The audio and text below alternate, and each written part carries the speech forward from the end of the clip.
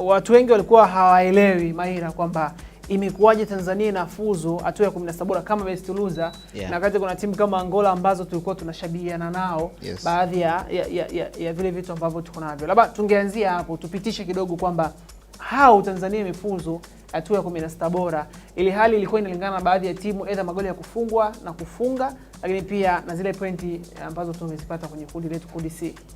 Unajua kwa format mpya ilivyobadilika ya michuano ya CAF, si ndio? Kwa sababu zamani ilikuwa inashirikisha timu 16 tu, si ndio?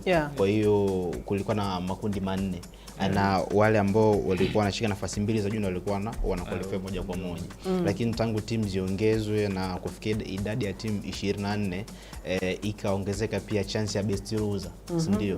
Ambapo kwa sasa hivi michuano inashirikisha makundi 6. Kwenye makundi 6 timu ambazo zinakamata nafasi mbili za juu kwenye makundi yao zinafuzu moja kwa moja. Kuna kuwa na timu 12, si ndio? And then zinabakia nafasi 4.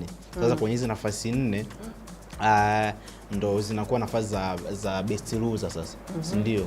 Na hii best loser ili iweze kuqualify ina vigezo vyake.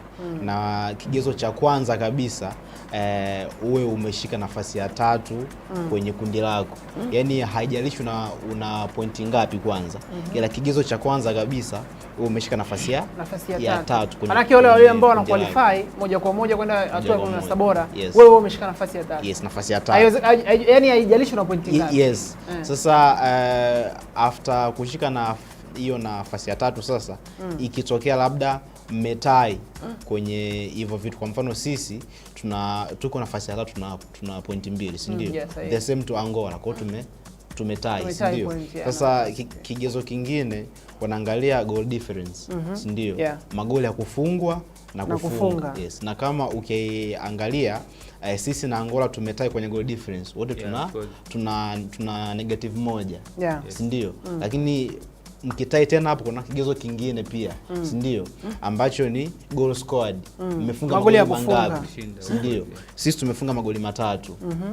Yes, magoli 3. Si kila game tumefunga. Yes, magoli 3 ya Angola nadhani amefunga magoli mawili pekee yake, si ndio?